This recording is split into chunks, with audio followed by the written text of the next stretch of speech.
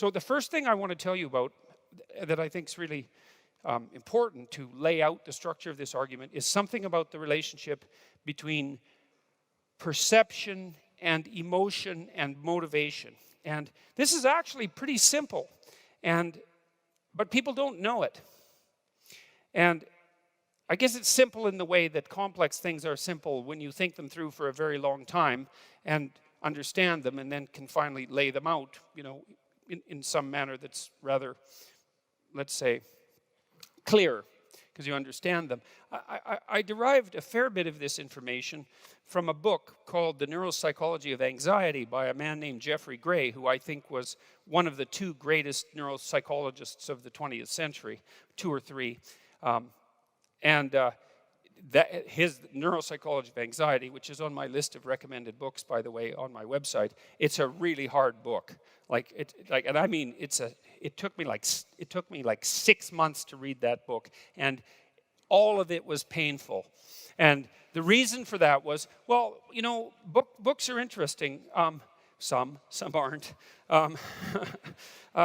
Often I dog-ear the pages of books that I'm reading if I find a line or something, that I'd like to remember that I think is important. And, I have some books on my shelves that pages are dog-eared double because there was a really amazing thought on one page and there was a really amazing thought on the other page, the facing page.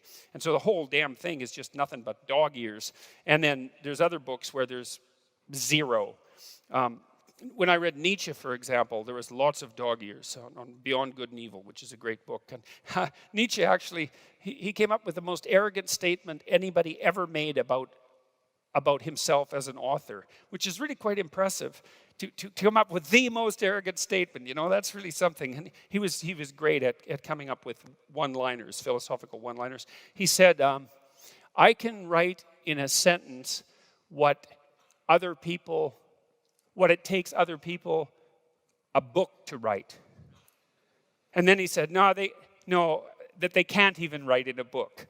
So that's pretty good, eh? It's like arrogant, and then he topped it. It's like, yes, this is a man who could really write. Anyways, the problem with reading a book like that, Beyond Good and Evil say, is that every damn sentence is a thought, and a deep thought. And so reading Beyond Good and Evil, it's like just constantly being punched.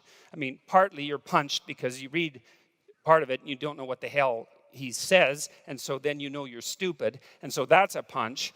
And then now and then you stumble across something you understand, and it's like, it's hard on you. He said he philosophized with a hammer, that he was breaking things apart, and there's no doubt about that. So now and then you run across something you understand, and then that breaks you apart because you understand it, and it takes a long time to go through the book because you have to think about it, and God, that's not good, thinking about things. Well, it isn't, because when you think about, you already know everything in some sense. You've got a map that covers the whole world, which is sort of why you can function. And so as long as everything's going fine, you don't really have to adjust your map, and you don't have to think. But then if you come across something that makes you think, then what that means is that part of the way you were thinking was wrong.